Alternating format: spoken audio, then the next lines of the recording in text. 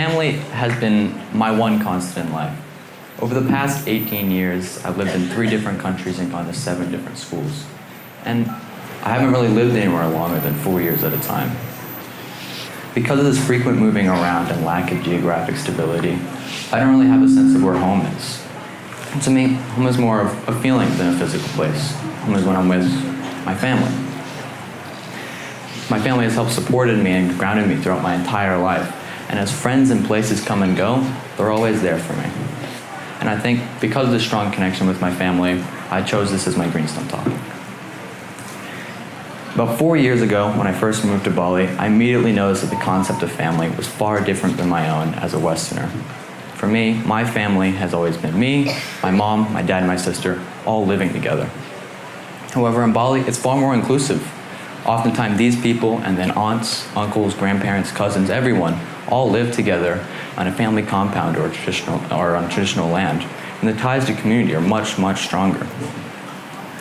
And then, about 1.5 years ago, when I picked up the book *Sapiens* by Yuval Noah Harari, a book many of you have probably read before, dedicated to human history from prehistoric times to present, this book gave me the fuel I needed to really pursue my interest in the topic. It allowed me to apply my historical knowledge on the topic to present day change. And according to Harari, up until about 200 years ago, Western societies were very community-oriented. Your family was your life.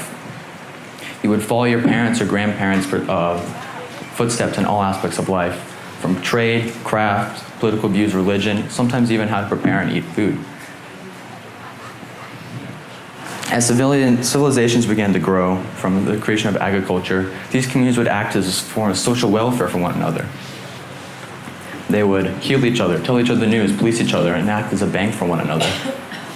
And when someone stumbled and fell economically or got sick, the rest of the community would come in and help them. If someone wanted to build a new house or create a new business, their family would come help them build their business, or build their house, or run their shop. And they did this without any form of payment, because they knew when they needed help, that person would help them in return. Everything in this form of family is trust-based. Oftentimes, trade would go without any form of currency or money. Even in large kings would let these communities self-govern and wouldn't interfere unless needing to recruit men for war, for taxes.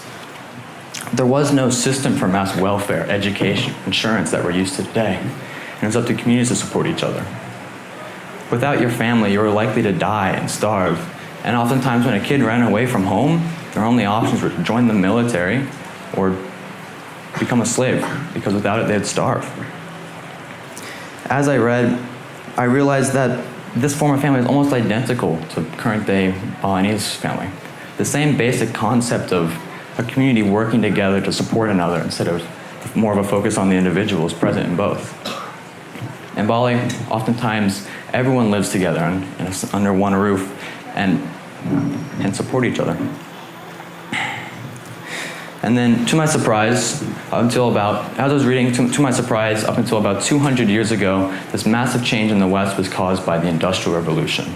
The Industrial Revolution allowed the creation of bureaucracy, social workers, doctors, teachers, etc.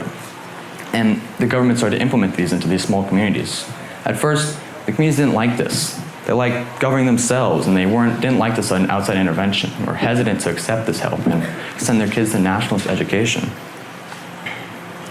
Over time, though, as the Industrial Revolution began to rise, these communities started to break, and the sense of supporting your community was replaced by individualism. And this individualism allowed people to move out of their hometowns and go to cities and pursue different careers. And this less dependence on the family and more dependence on the state is what caused the nuclear family to become more isolated from the extended family. In this time, now we rely on construction companies and banks to help us create our businesses, and we hire strangers to run our shops. And as I read this over time, I realized the same thing is happening in Bali. As foreign investment increases, the economy grows, and Western perspectives continue to change the society, things are changing. Even the government is stepping in, and now there's nationalist education, insurance, hospitals, and police that maintain many old family structure systems. And now kids can move away from their hometowns or home villages and go to university and get a degree and move to Tempest or Java or to pursue these careers and can depend on themselves to support them. They don't need their family anymore. Now, this type of change can be very polarizing. From one perspective, this change is good. The economy is growing, people are being allowed to express themselves more, and the culture is progressing, which to some is good. However, another opinion on this is bad. This is causing people to lose this caused people to lose parts of their culture, move away. People are becoming more alienated and isolated and leaving many old family traditions or customs at home and losing what's most important to them, being Balinese. Now, when I first started my Greenstone, I leaned more into the second perspective. I felt that this change was terrible. I thought it was bad for Bali and the culture. I felt that people were caring more about money and other forms of wealth instead of their communities, which I thought was important.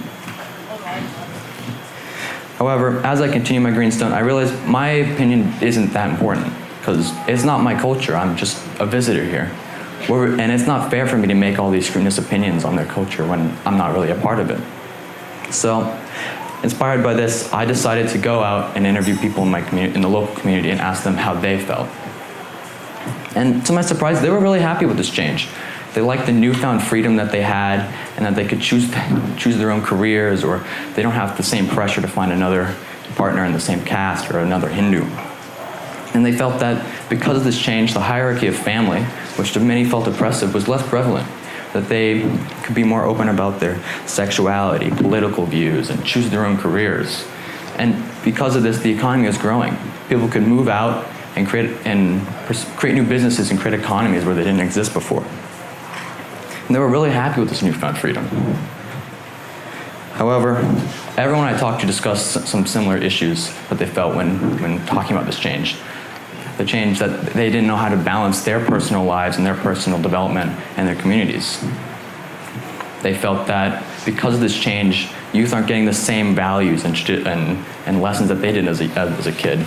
Because of this, the culture is becoming watered down. And because of the overdevelopment in some areas, some kids can't even do rite of passage traditions anymore.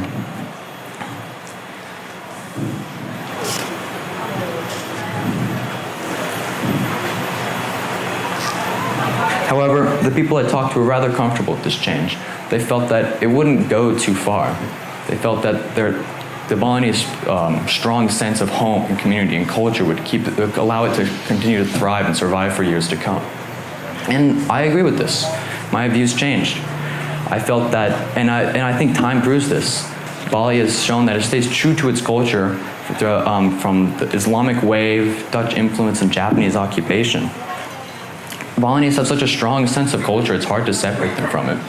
And even though people may move away from their villages and go work elsewhere and support themselves, they still give back to their communities because they want to. They want to belong somewhere. And ultimately, I think it is that this strong sense of family and community that will allow Bali's culture, even though it's going through this stage of change, will allow it to keep its culture for years to come. Thank you.